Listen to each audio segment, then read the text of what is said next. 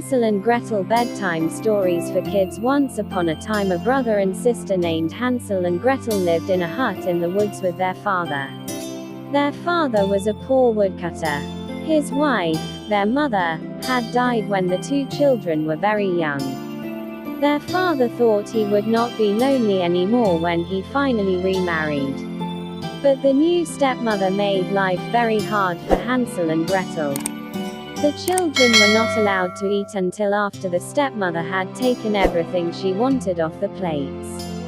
Most of the time, there was only a crust of bread left. And all day long were hard chores for them to do. Hansel and Gretel tried to tell their father about this, but he would not hear of it. It seemed the only one he would listen to was his wife. And all the stepmother talked about was how much trouble it was to have children in the hut, and how much she wished they would go away forever.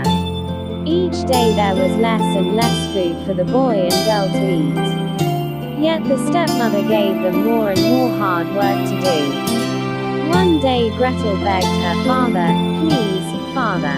All day long we work hard and were hungry," but the stepmother slapped her face. "You ungrateful brats," she yelled. "You will eat us out of house and home." That night the two children were not allowed to sleep in the hut. Outside in the cold, they shivered and tried to keep each other warm. Winter was coming, and the clothes they wore were so thin it felt almost as if they had no clothes on at all. They shivered and tried to keep each other warm. The next morning when the sun rose, Gretel turned to her little brother. "Hansel," she said, "we cannot stay here. We must escape now, today, into the woods. Surely we will find more to eat when we are on our own than what we get here at home." "Do you think?" said Hansel.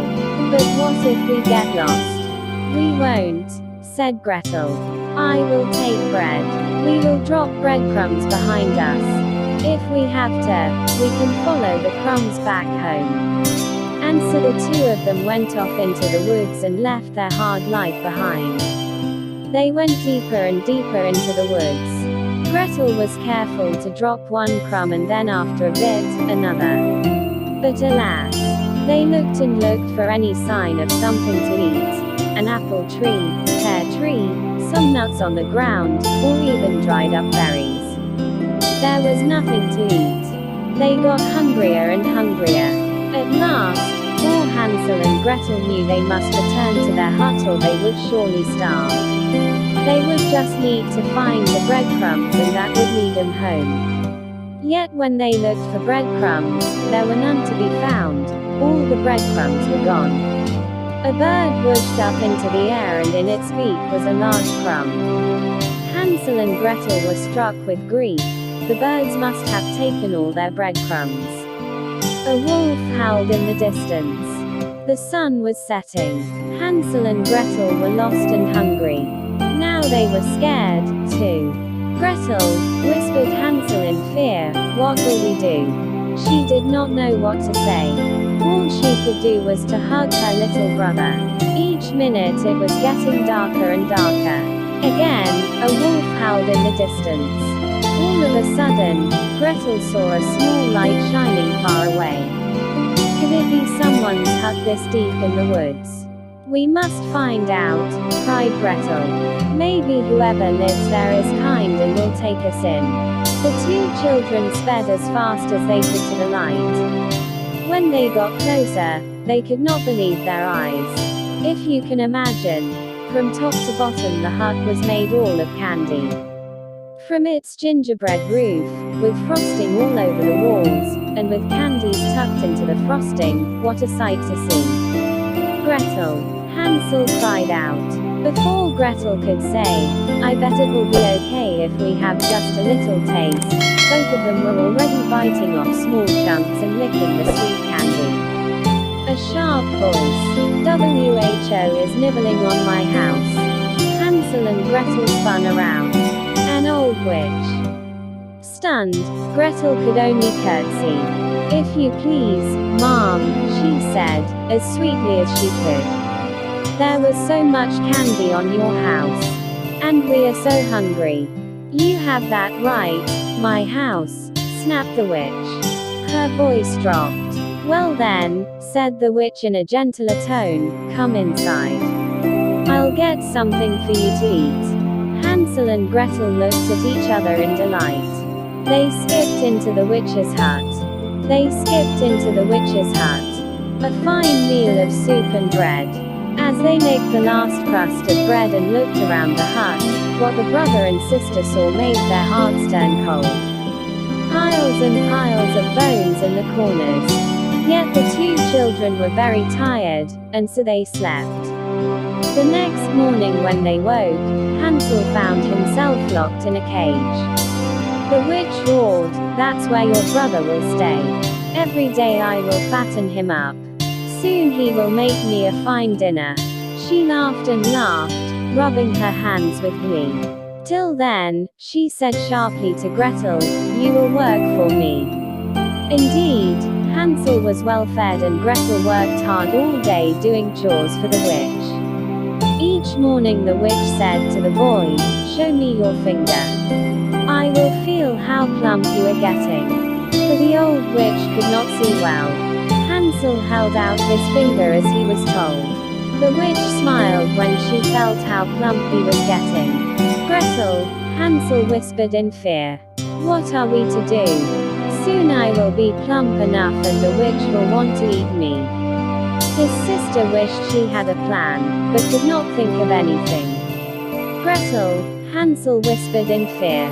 What are we to do? One night when the witch was sleeping, Gretel had an idea. She picked up a bone from one of the piles on the floor and woke her brother. Hansel, she said, the next time the witch asks to see your finger, hold out this bone to her instead. The next morning, he did just that. HMPH, said the witch, touching the bone and thinking it was the boy's finger. This is going to take longer than I thought. At least I have more time, Gretel thought. But still, she could not think of any way they could get out of there. Each morning when the witch said, show me your finger, Hansel held out the thin bone. One day the witch yelled, I will not wait another day. The boy will be my dinner tonight, no matter how skinny he is. The witch ordered Gretel to start the fire in the oven at once. She must get it very hot. Gretel worked as slowly as she could. Why was the witch looking at her with such a sly smile? Be a dear, said the witch with a slow grin. Go inside the oven, won't you? Tell me if it is hot enough. Gretel's heart skipped a beat. If she did this, the witch could push her inside and she would eat them both. She looked down. I am not sure how to tell. Go inside the oven, won't you? Nonsense, said the witch. Nothing could be easier. Just go in. Said Gretel slowly. Please show me first. Stupid girl, snapped the witch. Mumbling and grumbling, she stepped in the oven. The moment the witch was inside, Gretel quickly slammed the door. Gretel, Hansel cried out. You saved us. The sister tried to think fast. Where is that key to your cage? She looked and looked. At last she found it at the bottom of a vase. She freed her brother from the cage right away. Then she went back to that vase.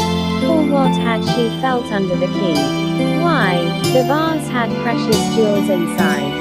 Then she went back to that vase. With their pockets filled with the jewels, they ran outside as fast as they could. In the daylight they soon found a small path and followed it. It led to a wider path and that path led to a road.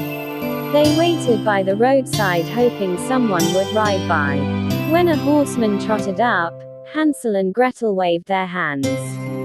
When the horseman stopped, the children offered one of the small jewels and the horseman was happy to give them a ride home.